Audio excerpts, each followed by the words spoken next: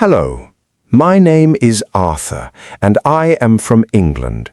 Today I want to tell you a true story, a very long, very deep story, the story of the Titanic.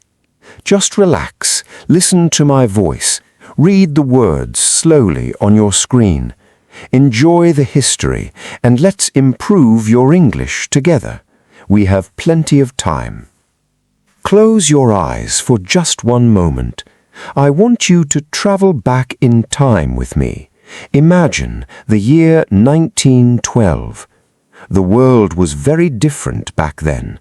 There were no computers, there were no smartphones, there were no aeroplanes in the sky. People traveled across the ocean on big boats. We called them steamships. The ocean was a dangerous place. It was wild. It was unpredictable. But men thought they were smarter than the ocean. In my country, in a city called Belfast, thousands of men were working. They were building a ship. But this was not just a normal ship. It was a giant. It was a monster of steel and iron. It was the biggest machine ever made by human hands. We called it the Titanic. Everyone was talking about it, in the newspapers, in the streets, in the coffee shops. People called it the ship of dreams. People said, "This ship is perfect. The engineers are brilliant. This ship can never sink."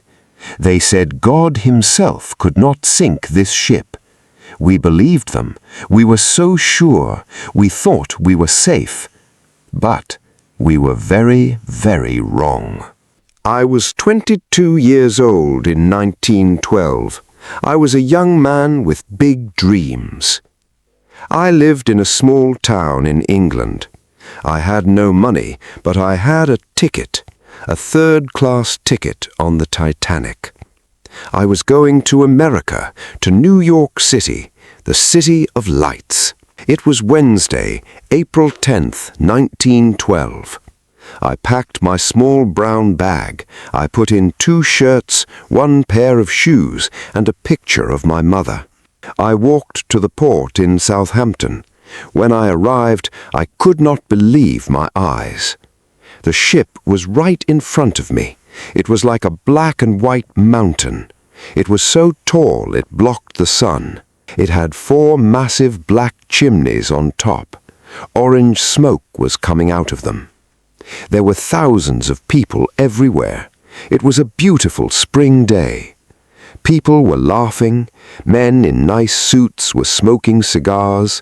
Women in beautiful dresses were holding colorful umbrellas. Children were running around and eating sweet candy. Everyone was so happy. I could hear music playing. A band was playing a joyful song. I looked at my ticket. I walked up the ramp and stepped on to the ship. I felt a small shake. The huge engines were starting. The ship felt alive, like a sleeping giant waking up. Inside, the Titanic did not look like a ship. It looked like a rich palace in London or Paris. There were grand stairs made of expensive dark wood. There were huge glass windows that looked like diamonds. On the top floors, the rich people had big rooms. They had private bathrooms. They had soft, warm beds. They drank French wine. They ate fresh fish and sweet cakes. I was not rich. I was downstairs, deep inside the bottom of the ship. My room was very small. I shared it with 3 other young men. We slept in small beds called bunks. We could hear the loud noise of the engines, thump, thump, thump, day and night. But we did not care. We were happy. We were going to a new world. We played card games. We sang songs from our hometowns. For 3 days the journey was perfect.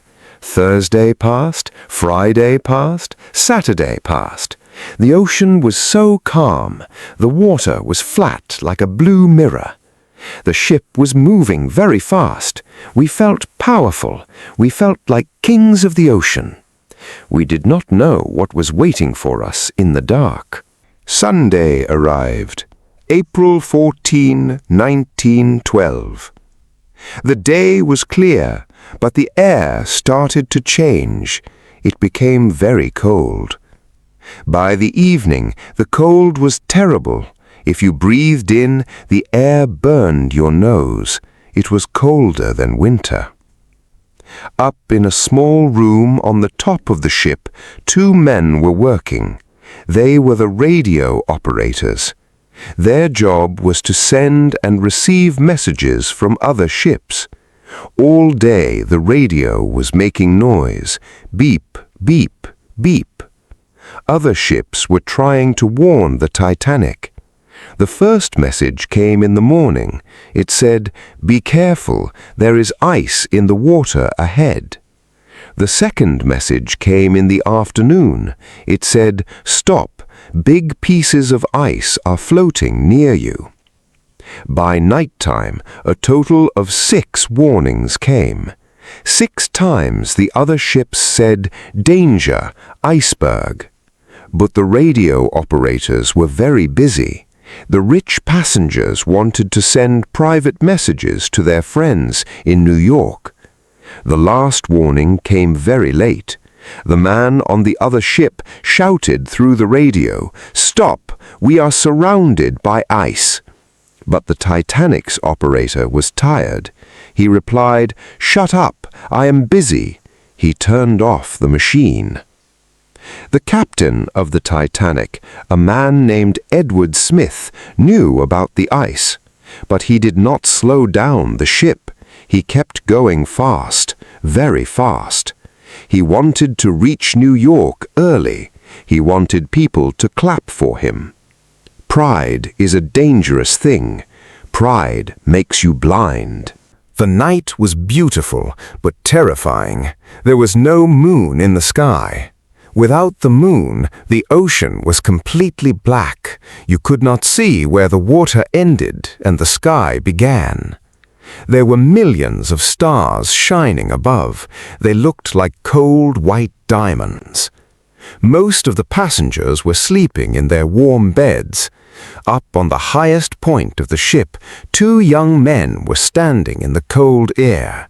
They were the lookouts. Their job was to watch the water and look for danger. But they had a big problem. They did not have binoculars. They had to use only their eyes in the dark. It was 11:39 p.m., almost midnight. The air was completely silent. The water was completely still. Suddenly, one of the men felt a strange cold wind on his face. He looked straight ahead. In the darkness, he saw a shadow. It was not a small shadow. It was a huge black shape blocking the stars. It was a mountain of solid ice, an iceberg, and it was right in front of the Titanic. His heart stopped. He quickly grabbed a brass bell and rang it 3 times. Ding, ding, ding. He picked up the telephone and called the steering room. He shouted the most famous words in history. "Iceberg, right ahead!" Down in the steering room, the men panicked. They spun the heavy wooden wheel as fast as they could. They pulled the handles to stop the engines and push the ship backwards. But the Titanic was too heavy. It was moving too fast. It weighed over 50,000 tons. A heavy thing cannot stop quickly. It was too late. I was lying in my bed when it happened. It was 11:40 p.m. It was not a big, loud explosion. It did not sound like a bomb. It was much quieter. I felt a soft shake. It felt like a giant hand was pushing the side of the ship. Then I heard a terrible sound. Screech. It was the sound of metal cutting against hard rock. It lasted for 10 slow seconds. The iceberg was scraping along the side of the ship, deep under the water. Then everything stopped. The loud engines, which had been beating like a heart for 4 days, completely stopped. The sudden silence was the scariest part. It woke people up. I got out of my bed. My friends were awake too. We looked at each other with wide eyes. I put on my coat and walked into the hallway. Other people were there. Some people were laughing. Someone brought a piece of ice from the deck. They were playing with it. We still felt safe. We thought, this is the Titanic. Nothing can sink this ship. We just stopped to fix something. We were so innocent. But deep down, at the very bottom of the ship, the reality was terrifying. The ice had cut open the metal skin of the Titanic. 5 separate rooms were broken open.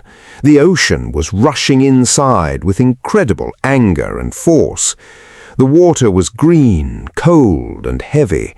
It filled the lower rooms in a matter of minutes. The men working in the engine rooms tried to pump the water out, but it was too much. Captain Smith walked down the stairs with the ship's designer, Thomas Andrews. They looked at the water rising in the darkness. Mr. Andrews did some fast mathematics on a piece of paper. He looked up at the captain. His face was completely pale. His hands were shaking. He said, "The ship is going to sink, Captain. It is a mathematical certainty." The captain asked, "How much time do we have?" Mr. Andrews replied, 1 hour, maybe 2, not more. At midnight, the captain gave the order, "Wake everyone up, prepare the lifeboats." And then the true nightmare began. I remember the cold air hitting my face as I reached the top deck. It was freezing. The crew was walking around, knocking on doors. They told everyone, "Put on your thick, warm coats. Put on your white life jackets." At first, nobody wanted to leave the big, warm ship. The small wooden lifeboats looked scary and weak in the dark ocean. But soon, the front of the Titanic started to point down toward the water. The back of the ship started to lift up. Then everyone realized the terrible truth. There was a deadly problem, a problem that killed many of my friends. There were 2,200 people on the Titanic, but there were only enough wooden lifeboats for 1,100 people. Half of the people on the ship had no boat. They had no hope. They were going to die. The men with guns stood by the boats. They shouted the absolute rule of the sea, women and children first. I stood there and watched. I saw strong men crying. I saw a husband hold his wife's face. He kissed her. He put his little daughter into the boat. He smiled and said, "I will follow in another boat, I promise." But it was a lie. He knew he was never going to see them again. The small boats were lowered down into the black water. Those of us left on the ship knew our time was running out. As the ship sank deeper, panic took over. People were running, screaming, falling. The electricity started to fail. The bright lights flickered and became dim. But in the middle of all this chaos, something beautiful and brave happened. The ship's band, the musicians, they brought their instruments out onto the deck. They stood in the freezing cold. They did not run to the boats. They knew they were going to die. But they lifted their violins and they started to play. They played soft, calming music. They played a hymn, a song to God. The music floated over the screams. It brought a strange peace to the terrible night. I closed my eyes for a second. I listened to the violin. I prayed for my mother back home. At 2:15 a.m., the water reached the top deck. It was moving fast now. The back of the ship was lifted high into the dark sky. The massive metal propellers were completely out of the water. There was a loud cracking noise. It sounded like a giant tree breaking. The great Titanic, the unsinkable ship, could not handle the weight. It broke in half. The lights flashed one final time, and then total darkness. With a powerful roar, the front half of the ship sank straight down to the bottom of the ocean. The back half stayed up for a minute, and then it too slipped under the black water. I jumped just before it went under. I fell through the cold air and hit the water. The cold was unimaginable. It felt like 1,000 sharp knives stabbing my entire body at once. I could not breathe. My chest was tight. My hands were freezing. I kicked my legs and swam to the surface. I looked around. It was a scene from hell. The giant ship was completely gone. Instead, there were hundreds of people floating in the water in their white life jackets. Everyone was screaming, crying for help, calling for their mothers, their husbands, their children. The sound was horrible. It is a sound I still hear in my dreams every single night. I found a wooden door floating in the water. I held on to it with frozen fingers. I pulled half of my body out of the water. I waited. We all waited. But the lifeboats, the people in the lifeboats were scared. They were afraid that the drowning people would pull their small boats under. So they did not come back. They rowed away into the dark. Slowly, the screams stopped. The cold was too strong. One by one, people fell asleep in the water. They never woke up. Soon, the ocean was completely silent again. I don't remember how long I floated there. I was slipping away into the darkness. But then I saw a light moving on the water. It was a small boat. They had come back to look for survivors. Strong arms grabbed my coat. They pulled me into the boat. I was alive. When the sun finally came up, the sky was beautiful and pink. Another big ship, named the Carpathia, arrived to save us. They brought us inside, gave us warm blankets and hot soup. But as I looked back out at the calm ocean, my heart was completely broken. Over 1,500 people were gone. My friends, the fathers, the brave musicians, all gone down into the deep, dark resting place. It has been many years now, but I will never forget that night. The Titanic taught the world a very painful lesson. It taught us that no matter how much money we have, no matter how big our machines are, we are very small. Nature is powerful. The ocean is wild. We must respect it. We must always remember the people who stayed behind. Thank you for listening to my long story. Thank you for practicing your English with me today. I hope you learned many new words, and I hope you felt the history in your heart. Take a deep breath, relax, keep learning, keep living. Goodbye from Arthur.